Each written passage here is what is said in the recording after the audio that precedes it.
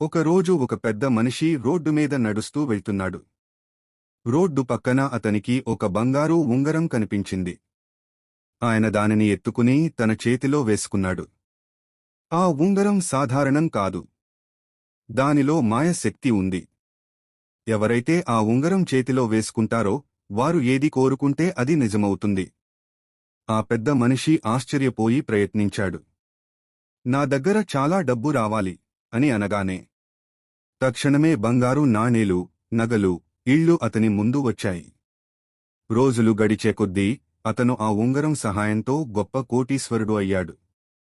కాని చివరికి అతనికి అర్థమైంది, డబ్బు కంటే మనసు సంతోషం ముఖ్యమని.